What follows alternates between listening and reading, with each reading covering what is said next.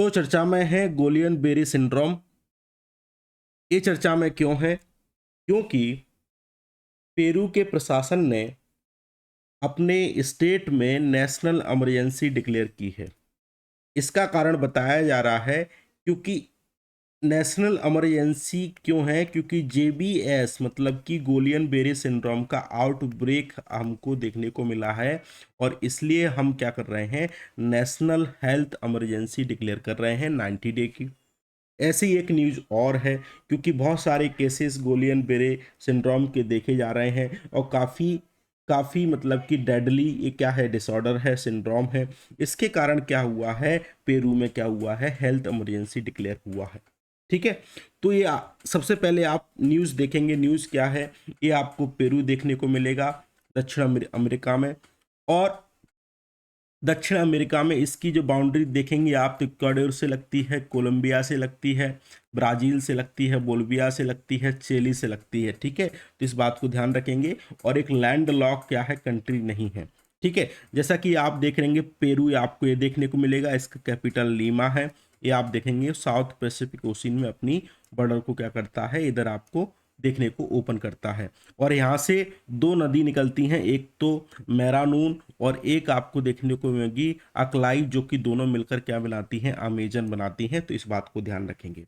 News ये है कि पेरू ने हेल्थ इमरजेंसी डिक्लेयर की है। इसको हम डिटेल में पढ़ेंगे, बिल्कुल बेसिक से पढ़ेंगे, ताकि आपसे संबंधित जो आपके प्रश्न बन सकते हैं वो गलत ना हो और आपके सारे डाउट क्लियर हो जाए। ठीक है, न्यूज़ क्या है, सबसे पहले हम बात करेंगे। स्वागत है आपका ओनली एम IAS IPS में। चलिए स्टार्ट करते हैं आज की बेसिक जानकारी।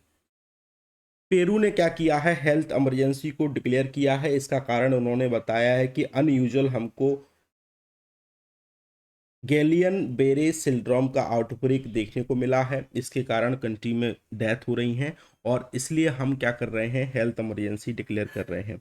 Health emergency all over country पे देखने को मिली है और ये आपको 90 डे की डिक्लेयर इन्होंने की है। ठीक है, तो सबसे पहली बात हमने मैप पढ़ लिया, तो मैप की लोकेशन आप याद रखिएगा, यहाँ से प्रश्न बन सकते हैं। ठीक है, क्या है गोलियन बेरे सिंड्रोम, क्या है, सबसे पहले आप ध्यान रखेंगे। एक क्या है, न्यूरोलॉजिकल डिसऑर्डर है और ऑटो इम्यून सिस्टम है। सबसे पहले बात करेंगे, कोई हमारा न्यूरोलॉजिकल सिस्टम बिल्कुल ऑर्डर में काम कर रहा था, उसमें किसी भी कारण से डिसऑर्डर हो गया और हमारा जो इम्यून सिस्टम है वो ऑटोमेन अपने की ऑटोमेटिक मोड पे आ गया। और ऑटोमेटिक मोड पे इस तरीके से आ गया कि वो इम्यून सिस्टम का काम मेनली क्या रहता है कि जो आपकी सिक सेल हैं, मान लो किसी बैक्टीरिया, किसी वायरस के कारण, किसी फंगस के कारण कोई भी सेल आपकी खराब हो जाती है या फिर डैमेज हो जाती है, इम्यून सिस्टम क्या करता है, उसको उसको अटैक करता है, उस सेल को खत्म करने का प्रयास करता है। मान लो आपका इम्यून सिस्टम ऑटोमेन हो गया, तो ऑटो इम्यून सिस्टम के कारण जो आपकी सिक सेल हैं उसकी बजाय जो आपकी बॉडी में हेल्दी सेल है, जो आपकी बॉडी को बैलेंस रखने को, जो आपकी बॉडी को ग्रोथ में सहायक रहती हैं, उसको क्या करने लगता है, अटैक करने लगता है। तो आपकी सिक्स सेल की जगह कौन सी सेल अब किल किल होने लगी, हेल्दी सेल।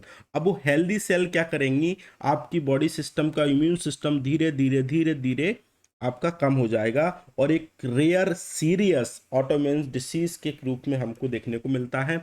आपका जो नर्व सिस्टम रहता है उसके पेरिफेरल में बहुत सारे पार्ट रहते हैं, जैसे कि ब्रेन हो गया, स्पाइनल कॉर्ड हो गया, इनको कहीं ना कहीं इनकी जो हेल्दी सेल रहती है उनको डैमेज करने का ये ऑटोइम्यून डिसीज क्या करता है, प्रयास करता है। अब आपके अगर स्पाइनल कॉर्ड डैमेज हो गई, आपका ब्रेन की सेल डैमेज हो गई, तो इसके कारण क्या होता है, आप समझेंगे कि अगर स्पाइनल कॉर्ड का ये मेनली फंक्शन रहता है कि आपको सिग्नल ट्रांसमिट करना। अगर अगर आपका सिग्नल सही से अच्छे से ट्रांसमिट हो रहा है तो आपकी बॉडी क्या करेगी, अच्छे से ग्रो करेगी। सिंपल सी बात आप समझेंगे। अगर आपका सिग्नल इजीली ट्रांसफर हो रहा है पूरी बॉडी में तो आपकी बॉडी इजीली ग्रो करेगी, उसमें कोई दिक्कत, आपको हेल्दी रहेंगे आपके पूरे बॉडी के पार्ट। अब मान लो आपका ऑटोइम्यून डिसीज हो गई, तो आपकी जो ब्रेन और स्पाइनल कॉर्ड है उसके आसपास की सेल क्या हो गई, डैमेज हो गई। और इस डैमेज के कारण क्या हुआ, आपका सिग्नल भेजने का तरीका क्या हो गया, बिल्कुल वीक हो गया। और जिसके कारण आप देख पाएंगे कि आपका सिग्नल भेजने का तरीका क्या होगा। मान लो कि ये आपकी स्पाइनल कोड है, यहाँ पे डैमेज हो गया बहुत सारी चीज़ें, तो इसके कारण क्या हुआ, आपकी जो न्यूरोपैथी आपको देखने को मिलेगी, वीकनेस आपको लेग्स में, हैंड में आपको देखने को मिलेगी। आप बॉडी बिल्डर थे, बाद में आप सूखे ऐसे हो गए। कहने का मतलब हो गया कि आपकी जो मसल्स हैं वो काफ़ी वीक हो गई और सिग्नल बिल्कुल लूज हो गए, वीक हो गए। इसके कारण आपके जो बॉडी के पार्ट हैं, लेग हैं, हैंड हैं, वो इजीली ग्रो नहीं कर पाए। तो आप कुल मिला के क्या हो जाएंगे, बिल्कुल सूख जाएंगे, आपकी बॉडी के पार्ट वीक हो जाएंगे, आपके बॉडी के पार्ट में पेन होगा। ये सारी चीज़ें आपको देखने को मिलेंगी। यही मेन फंक्शन है किसका, गुलियन बेरे सिंड्रोम का। तो आप ध्यान रखेंगे न। और ये सारी पैर के माध्यम, आपके लेग रहते हैं, यहाँ से आपका नर्व कंडक्शन स्टडीज की जाती है। ये आपका पूरा स्पाइनल कॉर्ड है। ये पेरिफेरल नर्व्स आपको देखने को मिलेगी। यहीं पे क्या करता है, बेरे सिंड्रोम क्या करता है, अटैक करता है। तो इस बात को ध्यान रखेंगे। बी सेल आपको पता ही है, बी सेल क्या होती है, आपकी बॉडी को इम्यून सिस्टम प्रदान करती हैं, बैक्टीरिया से लड़ती हैं, वायरस से लड़ती हैं। बी सेल के बारे में यूपीएससी ने प्रश्न पूछा जा चुका है। तो आप एंटीबॉडी आप अच्छे से काम करेंगे तो आपकी एंटीबॉडी हाईली एक्टिव हो जाती हैं, और वो क्या करती हैं, आपकी इम्यून सिस्टम को ऑटोमेटिक मोड पे ले जाती हैं और हाईली एक्टिव आपकी हेल्दी सेल को क्या करते हैं, किल करने का प्रयास करते हैं। और आप ऐसे से कैसे हो जाते हैं, ऐसे हो जाते हैं। ठीक है, इस बात को ध्यान रखें। अब जैसा कि मैंने बताया, ये आपका पूरा स्पाइनल कॉर्ड है। जैसा कि हमने बताया कि आपको जो सिग्नल ट्रांसमिट करने का जो आपकी बॉडी को देता है, वो मसल्स, वो बिल्कुल नो लॉन्गर आपके सिग्नल ट्रांसमिट नहीं हो पाते हैं, जिसके कारण आपकी मसल्स वीक हो जाती हैं।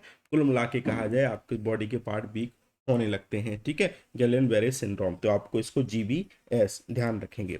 ठीक है, सिम्टम वही सारे होंगे, आपके बॉडी के पार्ट में वीकनेस होगी, ब्रीथिंग में आपको डिफिकल्टी होगी, आपकी मसल्स वीकनेस होंगी, आर्म्स वाली मसल्स वीकनेस होगी, आपको पैरालिसिस हो सकता है, विजन प्रॉब्लम हो सकता है, क्योंकि आपकी जो आइज़ की मसल हैं वो वीक पड़ गई। आपको बोलने में दिक्कत हो सकती है, आपको खाना चबाने में दिक्कत हो सकती है, आपको खाना अंदर लेने में दिक्कत हो सकती है, आपको बहुत सारे पेन हो सकते हैं स्पेशली नाइट में, और कोऑर्डिनेशंस में प्रॉब्लम हो सकती है आपको। ठीक है, हार्ट रेट आपका, ब्लड प्रेशर, बहुत सारी चेंजेस हो सकता है। और डाइजेशन और जो आपका ब्लैडर होता है उसमें कंट्रोल करने में समस्या हो सकती है। कुल मिलाकर डाइजेशन से संबंधित समस्या आपके पास आ सकती हैं। तो इस बात को ध्यान रखेंगे। ट्रीटमेंट क्या है, बेसिकली तो क्या होता है, इसको GBS जो सिंड्रोम है उसको डायग्नोस करना डिफिकल्ट होता है, लेकिन हमारे मेनली 2 ट्रीटमेंट इसको ट्रीट करने के लिए दिए जाते हैं। एक को बोलते हैं IVIG, मतलब कि इम्यूनोग्लोबुलिन थेरेपी, और दूसरा होता है प्लाज्मा एक्सचेंज। ठीक है, इस IVIG थेरेपी में क्या करते हैं, ब्लड को डोनेट करते हैं, ताकि आप जिस व्यक्ति के ब्लड में हेल्थी एंटीबॉडी हो, और जो व्यक्ति इस GBS सिंड्रोम से पीड़ित हो, मतलब कि उससे अफेक्टेड हो, उसको अच्छी एंटीबॉडी दी जाती हैं। और इसके माध्यम से क्या करते हैं, वो आपकी जो ऑटोइम्यून सिस्टम आपको जो हाईली एक्टिव हो जाता है उसको कम करने का प्रयास किया जाता है।